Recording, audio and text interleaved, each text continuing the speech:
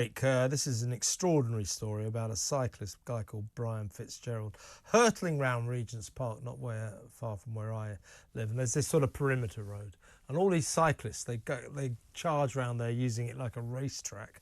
So he's doing 29 miles an hour in a 20-mile-an-hour zone.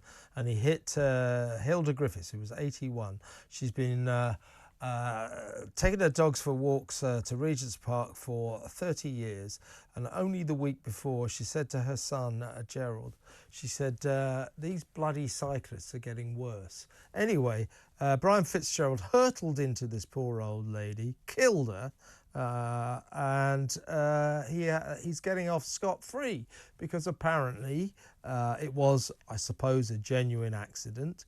He said it just happened. He had no time to make any adjustments to his course, so he just hit her. But the fact he's doing, nearly 10 miles an hour over the speed limit cannot be done for that, because it's impossible to break the speed limit if you're on a bicycle. What's that about? Well, let's discuss this with retired Scotland Yard Detective Chief Inspector Mike Neville. Hello, Mike. Yeah, I hate calling for more laws and more rules and more regulations, but this is madness that you can be on a bicycle, break the speed limit very, very significantly, accidentally kill a poor old granny, and guess what? You get off scot-free. We need a law that says if you break the speed limit, you're in trouble, never mind whether you're in a car or on a bicycle. Well, Kevin, we don't need any new laws. There's a law from 1861, which is called furious driving. It was actually brought in, for sort of crazy, handsome cab drivers, I suppose. But I've got personal experience of this because I was run over in the base in Northern Ireland, where, of course, the Road Traffic Act doesn't apply. And so it applies to bikes. So anybody riding a bike in a sort of furious manner, as the Victorian language states, can be prosecuted. There's also the issue of manslaughter, where you take a risk which is unacceptable, and somebody dies as a result. So and so cycling at high speeds in a busy pedestrian area could count. Now, we don't know the full facts of this case, if the lady looked or she just stepped out. But racing around in a built-up area is somebody is taking an unnecessary risk, in my view. But as I say, Section 35, Offences Against the Persons Act 1861, applies to this matter. Yeah, it happened in June 2022. Hilda was taking her dog for a walk at 7 in the morning on a Saturday morning. No one is saying that Brian Fitzgerald did this on purpose. This was clearly an accident. But I've seen them. I live near Regent's Park. And why is it? Can't we get a law, Mike, to stop them going 4 across? They go 4 across and in great groups of 20 at great speed. And now we know with impunity. We need to do something because why is it that we motorists all have to obey the rules of the road and cyclists don't?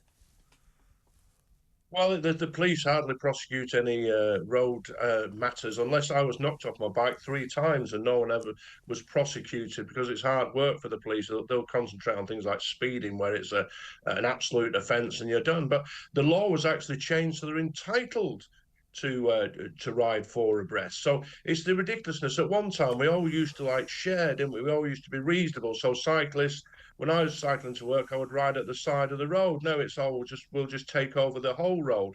It's just endemic of, it's just a selfish society we live in, I suppose. And what is not helped here, when you read the story of and the man who was riding the bike at the time, he comes across as a sort of arrogant banker, which you used to think, and it just that's his really job, awful. not rhyming slang, right? Yeah, not Cockney rhyming slang, yeah, but it just comes across in a certain way, and you think you've killed an old lady. There's time to be sort of contrite about matters, really, and it doesn't come across well at all. And perhaps this was, as we've discussed, just a terrible accident.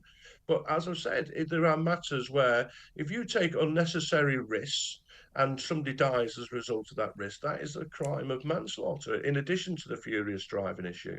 Yeah, so that's a good point. I mean, there must be some method by which cyclists who do things like this, as I say, I'm not saying in any way that Mr Fitzgerald did this on purpose. Of course he didn't. It was a terrible accident. But, you know, he was going nearly 10 miles an hour over the speed limit.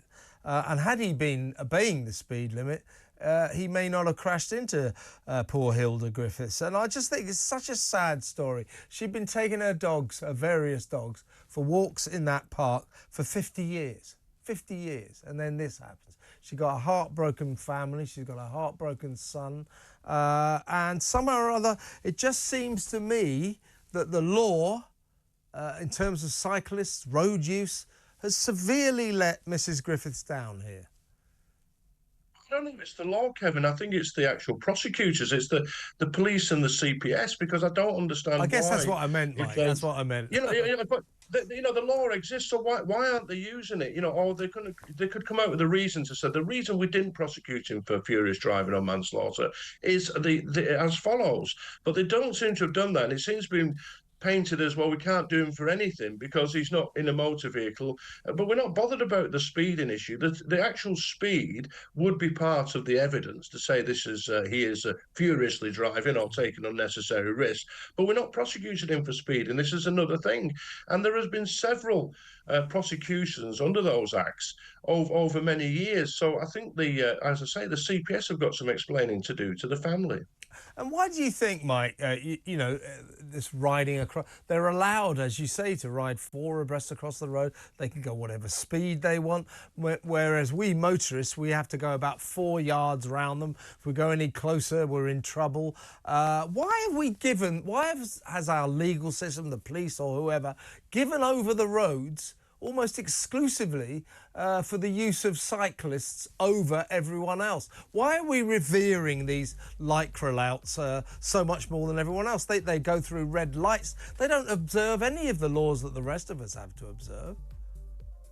I just think it's the political class, isn't it? They're obsessed with these green policies. They want to stop people having, especially the plebs, of course, having a car. The cars were only like the Soviet Union, where only the rich sort of fly by in their cars. Everybody else is on their Shanks's pony or a bike. So the reason for it is the political elite in the Western world is obsessed with net zero, and this the bike, the supremacy of the bike over the car is all part of that. Of those rules and games that they play, and it develops into an arrogance, as I say, where the cyclists feel entitled to do that, and they block the roads. And it's You're right, Mike. You're right, Mike. The world's gone mad. Good to talk to you, though. Thank you very much.